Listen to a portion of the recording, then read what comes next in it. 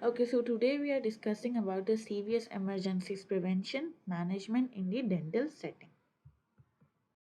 Okay सबसे पहले आता है हमारे पास स्कीमिक हार्ट डिजीज़। तो बेसिकली हमारे मायोकार्डियम में कोरोनरी आर्टरी सप्लाई कर रही होती है।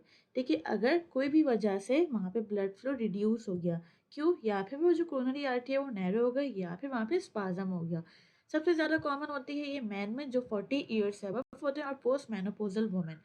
और इसका जो रिस्क फैक्टर्स होता है, जैसे किसी को डायबिटीज़ है या हाइपरटेंशन है या फिर फैटी लिवर डिजीज़ है या ओबेसिटी है या लाइफस्टाइल अच्छा नहीं है या स्मोकिंग करता है, तो उसकी वजह से बहुत ज़्यादा रिस्क होता है इसको इस्केमिक हार्ट डिजीज़ हो जाए।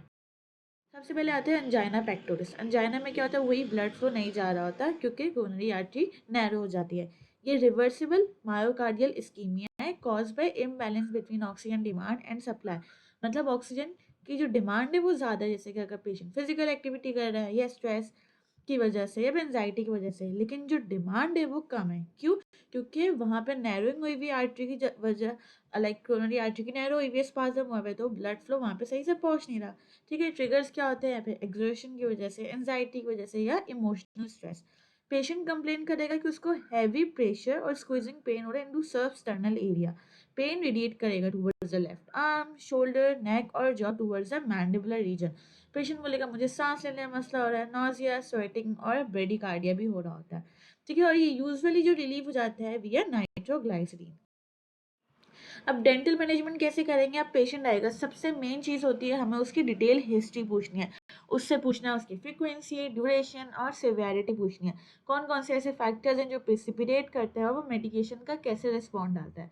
ठीक है, पेशेंट से पूछेंगे कि आपका रेस्ट में अंजाइना ठीक हो जाता है। अगर रेस्ट में सही नहीं होगा तो उसको हम लोग बोलते हैं अनस्टेबल अंजाइना। ठीक है, पेशेंट बोलेगा मुझे इतनी सारी नाइट्रोग्लाइसिन लेनी पड़ती है कि मेरा अंजाइना रिलीफ नहीं होता, तो हम वो पेशेंट नहीं करेंगे, उसको डिफर कर देंगे। ठीक है, उसको पोस्टपोन कर देंगे इलेक्टिव ट्रीटमेंट, और पेशेंट को बोलेंगे अपने फिजिशियन से मिले जाके। ठीक है, और अगर इमरजेंसी केसेस होंगे तो उसको ओरल एंड मैक्सोफेशियल सर्जन पे भी रेफर कर देंगे। देन इंट्राऑपरेटिव ड्यूरिंग ट्रीटमेंट हम क्या करेंगे, हम एंजाइटी रिडक्शन प्रोटोकॉल करेंगे। हम उसको एक दिन पहले कुछ मेडिसिन दे देंगे, जैसे कि सेडेटिव दे सकते हैं, बेंजोडाइजेपिन वगैरह दे सकते हैं, ताकि वो थोड़ा सा काम सा हो जाए। ठीक है, जब उसको सुबह सुबह बुलाएंगे, देखिए काल्म इन्वायरमेंट उसको मिले और उसको बार बार रीअश्योर करते रहेंगे। ठीक है, लोकल एनेस्थीसिया अच्छे से देंगे ताकि वहाँ पे कोई पेन ना हो, कोई स्ट्रेस ना हो। नाइट्रस ऑक्सीडेशन भी यूज़ कर सकते हैं। अब जो हम एपिनेफ्रिन यूज़ करेंगे वो एक्सेप्टेबल होगी, लिमिटेड क्वांटिटी। मतलब जो मैक्सिमम रिकमेंड डोज होती है वो होती है 0.4 mg। ये वेरी इंपॉर्टेंट कि हमें 4 ml ऑफ 1:100,000 सॉल्यूशन देना है, वो भी 30 मिनट में। अवॉइड करना है इंट्रावेस्कुलर इंजेक्शन, मतलब जब पहले दे रहे होंगे उसको एस्पायरेट करना है। ठीक है, अगर ब्लड आ रहा होगा इसका मतलब है वो ब्लड वेसल्स के अंदर जा रही है, तो हमें नेगेटिव जब तक एक्सपायरेशन नहीं होगी जब तक उसको इंजेक्ट नहीं करना। उसके साथ साथ वाइटल साइन को मॉनिटर करने हैं और अपने साथ नाइट्रोग्लाइसिन रख लेनी है। देन पोस्ट ऑपरेटिव मैनेजमेंट में क्या करना है, सडन पोजीशन चेंज को अवॉइड करना है। ठीक है, पेन कंट्रोल करना है, मतलब उसको दवाइयाँ वगैरह लिख के दे देंगे। ठीक है, फिर हमने उसको मॉनिटर किया, अब पेशेंट स्टेबल हो गया तो उसको हम भेज देंगे। देन मायोकार्डियल इन्फार्क्शन, इसको हार्ट अटैक भी कहते हैं। ये होता है जब ब्लड सप्लाई पूरा का पूरा ब्लॉक्ड हो गया और मायोकार्डियम में ब्लड जा ही नहीं रहा, जिसकी वजह से क्या होगा, वहाँ पे स्कीमिया होगा, नेक्रोसिस होगा। अब मसल यहाँ कॉन्ट्रैक्ट ही नहीं कर रहा, मतलब इलेक्ट्रिकल सिग्नल सही से जनरेट ही नहीं करेगा, तो वो नॉन फंक्शनल हो जाएगा। ठीक है, और इसके जो आसपास स्कीमिक टिश्यू सराउंड किया हुआ है, जिसकी वजह से वहाँ पे इरेगुलर हार्ट रिदम्स होंगे, इसलिए पेशेंट को पेसमेकर की जरूरत पड़ जाती है। मेडिकल ट्रीटमेंट वो थ्रोम्बोलाइटिक थेरेपी ले रहा होगा, मतलब वो जो थॉमस फॉर्मेशन हुई है उसको लाइस करने के लिए ले रहा होगा, और ऐसी ट्रीटमेंट ले रहा होगा जो वर्क उसकी जो हार्ट में वर्कलोड हो वो सही हो, नॉर्मल हो जाए। ठीक है, और बाईपास सर्जरी की भी होती है। डेंटल सर्जरी मैनेजमेंट कैसे करनी है, जो इलेक्टिव मेजर सर्जरी है वो डिले करना है एटलीस्ट 6 मंथ आफ्टर एम आई के 6 मंथ बाद हमें जो चीज़ें एक्सट्रैक्शन वगैरह करनी है वो करेंगे, क्योंकि अगर उसके बाद जो होता है वो री इन्फेक्शन का चांस बहुत ज़्यादा कम होता है। ठीक है, लेकिन अगर सिंपल डेंटल प्रोसीजर है लाइक एक्सट्रैक्शन, ठीक है, उसको बहुत ज़्यादा पेन और बस सुपरफिशियल एक्सट्रैक्शन है, तो वो हम कर सकते हैं, लेकिन वेल कंट्रोल इन्वायरमेंट है और उसके पेशेंट से, फिजिशियन से पूछ के करेंगे। बिफोर एनी प्रोसीजर हमने पेशेंट से पूछना है अब उसकी कंडीशन कैसी है, क्या उसको सिम्टम्स हैं चेस्ट पेन के, पैल्पिटेशंस तो नहीं है, ब्रेथलेसनेस तो नहीं है, कोई मेडिकेशन ले रहा है जैसे कि एस्पिरिन, एंटी कोगुलेंट्स और एंटी प्लेटलेट्स। ये जो होते हैं ये ब्लड थिनर्स होते हैं। तो अगर हम लोग बेसिकली इसलिए पूछते हैं ताकि एक्सट्रैक्शन करें हमें कोई कॉम्प्लिकेशंस ना मिले। तो इससे पहले हम आईएनआर करवा लेते हैं। अगर आईएनआर 3.5 से कम हो तो फिर हम लोग सर्जरी एक्सट्रैक्शन वगैरह कर सकते हैं। ड्यूरिंग द प्रोसीजर हमें स्ट्रेस और एंजाइटी को कम करना है। नाइट्रोग्लाइसिन हमारे पास होनी चाहिए, ऑक्सीजन भी होनी चाहिए, अगर ज़रूरत हो तो ऑक्सीजन भी देंगे। वाइटल साइंस को बार बार मॉनिटर कर लेना चाहिए। अच्छा, अब पेशेंट एक्सपीरियंसेस चेस्ट डिस्कम्फर्ट, मतलब ड्यूरिंग हम एक्सट्रैक्शन कर रहे हैं और पेशेंट बोल रहा होगा मुझे चेस्ट पेन हो रहा है। सबसे पहले हम क्या करेंगे, जो हम कर रहे होंगे वो सबको रोक देंगे, ठीक है, टर्मिनेट करेंगे ऑल डेंटल ट्रीटमेंट। हम पेशेंट को सेमी रिक्लाइन पोजीशन में बिठा देंगे, उसको नाइट्रोग्लाइसिन देंगे 0.4 mg टैबलेट या फिर स्प्रे या सबलिंगुअली। उसके साथ साथ ऑक्सीजन एडमिनिस्टर किया, पल्स को चेक किया। अब दो चीज़ें, या फिर डिस्कम्फर्ट रिलीव हो जाएगा या डिस्कम्फर्ट रिलीव नहीं होगा। अगर डिस्कम्फर्ट रिलीव हो गया, हमने अज्यूम किया इसको एंजाइना पेक्टोरिस है, ठीक है, उसको फिर ऑक्सीजन तो हम दे रहे थे वो स्लोली खत्म कर देंगे 5 मिनट के अंदर। अगर डिस्कम्फर्ट 3 मिनट के बाद भी रिमूव नहीं हुआ तो फिर हमने एक और डोज देनी है नाइट्रोग्लाइसिन की, उसके साथ साथ वाइटल साइन को मॉनिटर करना है, फिर वेट करना है 3 मिनट तक। अगर वापस से डिस्कम्फर्ट रिलीव नहीं हुआ तो हमें एक और डोज देनी है नाइट्रोग्लाइसिन की, उसके साथ साथ वाइटल साइन को मॉनिटर करना है, फिर कोई मेडिकल असिस्टेंस को बुला लेना है। ठीक है, अब भी दो ऑप्शन है, या डिस्कम्फर्ट रिलीव हो जाएगा या डिस्कम्फर्ट रिलीव नहीं होगा। अगर रिलीव हो गया तो उसको रेफर कर देंगे फॉर मेडिकल इवैल्यूएशन। अगर डिस्कम्फर्ट रिलीव नहीं हुआ तो हमने अज्यूम किया इसका मायोकार्डियल इन्फार्क्शन है। ठीक है, अब एडमिनिस्टर किया 352 मिलीग्राम ऑफ एस्प्रिन और उसके साथ साथ IV infusion of crystalloid solution start कर देना है। अगर पेशेंट बोल रहा है मुझे बहुत ज़्यादा सिवियर डिस्कम्फर्ट हो रहा है तो उसको मॉर्फिन सल्फेट देंगे 2 mg सबकुटेनियसली एवरी 3 मिनट तक, जब तक उसको डिस्कम्फर्ट सही नहीं होगा। और फिर अभी हमें इमरजेंसी के लिए उसको भेजना है और उसके साथ साथ अगर एडमिनिस्टर मतलब बीएलएस की ज़रूरत पड़ी तो बेसिक लाइफ सपोर्ट भी देंगे। देन कार्डियक डिसरिथमियास, हमने पढ़ा था कि अगर हार्ट को ब्लड सप्लाई सही से नहीं पहुंच रहा तो वहाँ पे इनिशिएशन और कंडक्शन में मसला होगा। ठीक है, उसकी वजह से क्या होता है, कार्डियक डिसरिथमियास हो जाते हैं।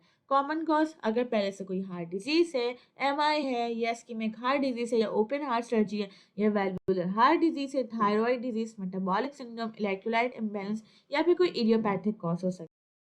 ठीक है, इसमें भी सेम चीज़ करनी है। हमारे पास जो लोकल एनेस्थीसिया होगी उसकी जो अमाउंट होगी वो होती है 0.04 mg होनी चाहिए। ठीक है, उसके साथ साथ आप पेशेंट एंटीकोगुलेंट ले रहा होगा। ठीक है, हमें आईएनआर चेक करना है जब भी हम कोई भी एक्सट्रैक्शन वगैरह कर रहे होंगे। ठीक है, पेस मेकर और डिफिब्रिलेटर अक्सर इनके लगा हुआ होता है तो ये कॉन्ट्राइंडिकेशन तो नहीं होता, लेकिन ना ही इसमें एंटीबायोटिक प्रोफाइलैक्सिस की ज़रूरत पड़ती है। लेकिन हमें इलेक्ट्रोमैग्नेटिक इंटरफेरेंस जिस चीज़ से हो सकता है उसको अवॉइड करना है, जैसे कि इलेक्ट्रोकॉर्ट्री, अल्ट्रासोनिक स्केलर या माइक्रोवेव्स, ये हमें यूज़ नहीं करना। स्ट्रेस रिडक्शन प्रोटोकॉल करेंगे आप, इमरजेंसी के सामान हमारे पास होना चाहिए जैसे कि ऑक्सीजन, नाइट्रोग्लाइसिन या एईडी होना चाहिए। Then infective endocarditis. Infective endocarditis, it is a microbial infection of endocardium. ये यूजुअली बैक्टीरिया की वजह से होता है। दो बैक्टीरिया जैसे कि स्ट्रेप्टोकोकस विरिडेंस और स्टेफ ऑरिस, ये दो टाइप का होता है। एक होता है एक्यूट, दूसरा होता है सब एक्यूट। एक्यूट में क्या होता है, हार्ट की कंडीशन बिल्कुल नॉर्मल होती है, जो बैक्टीरिया आता है वो उसकी विरुलेंस बहुत ज़्यादा होती है, जो कि होती है स्टेफ ऑरिस। और सब एक्यूट में हार्ट में पहले से कोई मसला होगा, जैसे कि कंजेनाइटल हार्ट डिजीज, या फिर एमआई हुआ होगा, या प्रोस्टेटिक कार्डियक वेल्व्स हो। और जो ऑर्गेनिज्म होता है, कम विरुलेंस वाला ऑर्गेनिज्म भी आके वहाँ पे वेजिटेशन बनाना शुरू कर देता है और उसकी वजह से इन्फेक्टिव एंडोकार्डाइटिस हो जाता है। ठीक है, अब कौन से पेशेंट, अब जो पेशेंट आएंगे हमें उसको प्रोफाइलैक्सिस देना है। कौन से पेशेंट को देना है, जिसको प्रोस्टेटिक कार्डियक वेल्व्स हो, previous history of infective endocarditis हो, या कंजेनाइटल हार्ट डिजीज हो, या कार्डियक ट्रांसप्लांट रेसिपिएंट्स। ठीक है, अब antibiotic prophylaxis 30 to 60 minute before procedure देंगे। ठीक है, अगर पेशेंट ओरल मेडिसिन ले सकते हैं तो अमोक्सिसिलिन देंगे 2 ग्राम ओरली। अगर वो पेनिसिलिन एलर्जिक है तो क्लिंडामाइसिन देंगे 600 mg ओरली। अगर वो ओरली नहीं ले सकते तो एम्पेसिलिन देंगे 2 ग्राम IM या IV। अगर वो पेनिसिलिन एलर्जिक है तो देंगे क्लिंडामाइसिन जो कि होती है 600 mg IV। Then the last is hypertension. Hypertension में क्या होता है, क्रोनिक एलिवेशन होती है ब्लड प्रेशर की अबव नॉर्मल लेवल। अगर कॉज नहीं पता तो उसको बोलते हैं एसेंशियल प्राइमरी हाइपरटेंशन। अगर कॉज पता है या फिर किडनी की वजह से या एंडोक्रीन की वजह से हो रहा है तो it is secondary hypertension. Hypertension जो होती है वो हमने देखा होगा बहुत ज़्यादा कॉमन होते हैं इन द डेंटल पेशेंट। ज़्यादातर जो मिडिल एज होते हैं या एल्डरली पेशेंट होते हैं। ठीक है। माइल्ड टू मॉडरेट हाइपरटेंशन होगा तो हम लोग डेंटल केयर कर लेते हैं, लेकिन अगर सिवियर होगा तो वो हम लोग नहीं करते, क्योंकि उसका इंक्रीज रिस्क होता है एंजाइना का, एमआई का, स्ट्रोक होता है या ब्लीडिंग हो सकती है ड्यूरिंग डेंटल ट्रीटमेंट। अब हमारे पास दो होता है, एक होता है सिस्टोलिक, एक होता है डायस्टोलिक। सिस्टोलिक जब होता है जब व्हेन हार्ट बीट्स, मतलब हार्ट जो होता है वो ब्लड पंप कर रहा होता है टूवर्ड्स द बॉडी, ठीक है। जब हमारे पास साउंड आता है वो होती है सिस्टोलिक। और डायस्टोलिक में हार्ट रिलैक्स कर रहा होता है, मतलब अब हार्ट जो होता है उसका चैम्बर फिल हो रहा होता है, ब्लड फिल हो रहा होता है, तो वहाँ पे जो साउंड आती है वो होती है डायस्टोलिक। अब हाइपरटेंशन में प्रेशर जो होता है वो बहुत ज़्यादा होता है। जब प्रेशर ज़्यादा होगा तो आर्टरीज जो होंगी वो अडेप्ट करने के चक्कर में बहुत ज़्यादा थिक हो जाएंगी, नैरो हो जाएंगी और लेस इलास्टिक हो जाएंगी। हार्ट जो होगा उसको बहुत ज़्यादा जोर लगेगा पंप ब्लड को पंप करने के लिए, जिसकी वजह से वो ओवर द टाइम डैमेज होता रहता है, ठीक है। अब बहुत सारे डिफरेंट ऑर्गन्स में इफेक्ट होता है हाइपरटेंशन का। अगर लाइक जो ब्रेन में ब्लड वेसल्स जा रही होती है वहाँ पे अगर ब्लड प्रेशर बहुत ज़्यादा हुआ तो सही से नहीं जाएगी या फिर डैमेज हो जाएगी ब्लड वेसल, जिसकी वजह से स्ट्रोक, डिजीनेस, हेडेक होता है। हार्ट में क्या होगा, वर्कलोड बहुत ज़्यादा पड़ जाएगा जिसकी वजह से हार्ट ठीक हो जाएगा, वहाँ हार्ट फेलियर, हार्ट जो लेफ्ट वेंट्रिकल हाइपरट्रॉफी हो जाएगी, इसकी वजह से हार्ट फेलियर, एंजाइना, एमआई हो सकता है। ब्लड वेसल्स में क्या होता है, इलास्टिसिटी लॉस हो जाती है, एथियोस्क्लेरोसिस होता है, ठीक है, उसकी वजह से एन्यूरिज्म या वेसल रप्चर हो जाता है। आईज में क्या होता है, ब्लड सही से नहीं पहुंचा तो वहाँ पे हाइपरटेंसिव रेटिनोपैथी हो जाती है। किडनी में ब्लड फ्लो नहीं पहुंचा तो वहाँ क्रोनिक किडनी डिजीज हो जाती है। और ओरल कैविटी जो कि बहुत ज़्यादा इंपॉर्टेंट है हमारे लिए, वहाँ पे डिले हीलिंग होगी, क्योंकि आर्टरी इतनी नैरो हो गई कि वो ब्लड सही से लेके नहीं आ रही, तो ऑब्वियसली डिले हीलिंग। और आर्टरीज इतने फ्रेजाइल हो जाती हैं कि वो आराम से रप्चर कर जाती हैं, तो वहाँ पे इंक्रीज ब्लीडिंग भी। अच्छा, अब ये blood pressure is very important, हमें याद करना है। Normal is less than 120, systolic and diastolic less than 80। तो नॉर्मल हम कंसिडर कर रहे होते हैं 120/80, एलिवेटेड होगा तो 120/129 and diastolic is less than 80। High blood pressure stage 1 is 130/139, 80 to 80 90, मतलब 140 से कम और यहाँ 90 से कम होता है। देखिए स्टेज 1 में हम लोग एक्सट्रैक्शन वगैरह कर लेते हैं। अब स्टेज 2 में 140 से भी ज़्यादा और 90 से भी ज़्यादा, इसमें हम लोग बोलते हैं पेशेंट को अपने फिजिशियन से कंसल्ट करें। आप दवाई लेके आए सुबह तो ब्लड प्रेशर नॉर्मल हो जाएगा तो फिर हम लोग एक्सट्रैक्शन कर लेते हैं। और हाइपरटेंसिव क्राइसिस में 180 से ज़्यादा और 120 से ज़्यादा, ये बहुत ज़्यादा इमरजेंसी सिचुएशन होती है, हम पेशेंट को बोलते हैं अपने फिजिशियन से कंसल्ट करें। ठीक है, स्टेज 1 में हम लोग डेंटल प्रोसीजर कर लेते हैं। स्टेज 2 में हम लोग बोलते हैं कि फिजिशियन से मतलब फिजिशियन के पास जाए, कंसल्ट करें ताकि उसका ब्लड प्रेशर। और स्टेज 3 में डिफर कर देते हैं, हम कोई भी इलेक्टिव ट्रीटमेंट नहीं कर रहे होते हैं, सही है। अब बेसिकली अब ड्यूरिंग ट्रीटमेंट हम लोग कर रहे हो पेशेंट एक्सट्रैक्शन वगैरह कर रहे हो, ठीक है, और पेशेंट को सिम्टम्स आने लग जाए, जैसे सर में दर्द हो रहा है या चक्कर आ रहे हैं, बोलेगा धुंधला नजर आ रहा है, उसकी हार्ट बीट थोड़ी सी तेज हो जाएगी, सांस लेने में मुश्किल हो रहा होगा, उसका फेस बहुत ज़्यादा रेड हो जाएगा, हार्ट कांप रहे होंगे उसके, तो अब हमने उसकी ब्लड प्रेशर चेक करना है। अब ब्लड प्रेशर बहुत ज़्यादा आ रहा है तो हमें हमें लगेगा कि इसका ब्लड प्रेशर बहुत ज़्यादा आ रहा है तो उसको हाइपरटेंशन हो रही है। अब हमें इसको कैसे मैनेज करना है, ठीक है। अब दो चीज़ होती है, एक होती है हाइपरटेंसिव अर्जेंसी, एक होता है हाइपरटेंसिव इमरजेंसी। अर्जेंसी में क्या होता है, बीपी बहुत ज़्यादा हाई होता है लेकिन ऑर्गन डैमेज नहीं हुआ होता। और इमरजेंसी में क्या होता है, बीपी ज़्यादा होता है उसके साथ साथ ऑर्गन डैमेज भी हो जाता है।